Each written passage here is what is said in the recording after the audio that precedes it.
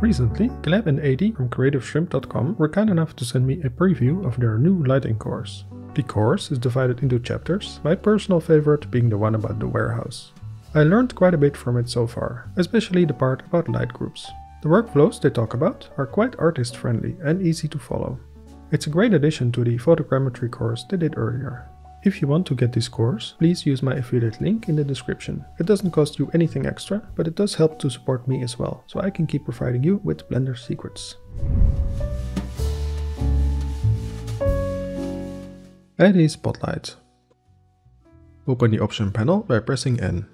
In the View tab, enable Local Camera and select the spot as the camera. Under View Lock, check Lock Camera to View. Press 0 to enter the point of view of that light. Now the camera works as a spotlight at the same time. You can make the spot softer by adjusting the radius and blend values. To change the type of lamp to an area light, for example, click on the type of light in the light options.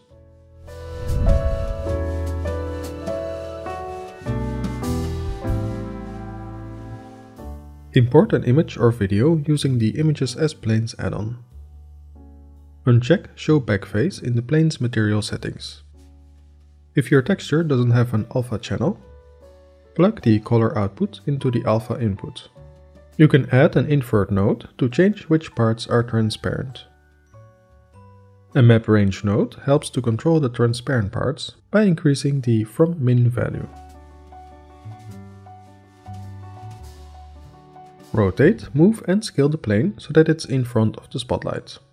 You may need to increase the power value of the light. To control the blurriness of the shadows, adjust the light radius value. To change the size of the spot, increase the beam shape spot size value. In Eevee, make sure that the image plane has shadow mode set to alpha hashed. To add a volumetric effect, add a cube around the scene.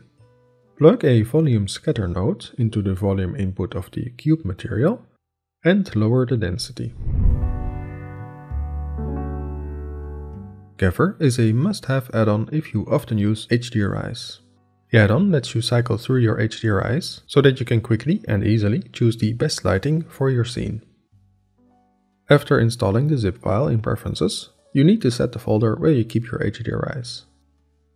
Then in the World tab, check the HDRI tab to activate Gether.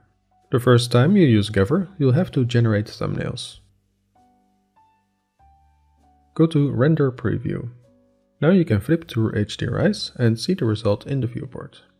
Although the default values are usually fine, it can be interesting to adjust the rotation. To save memory, you can also create a high-res JPEG background. If you have both a low-res and high-res version of your HDRI, then you can use the low-res HDRI for the lighting and the high-res JPEG for reflections. You can try Gaffer for free by downloading it from GitHub. If you find it useful, you can support its further development by getting it on Blender Market. To make a light pulsate, first create an emission shader for your material.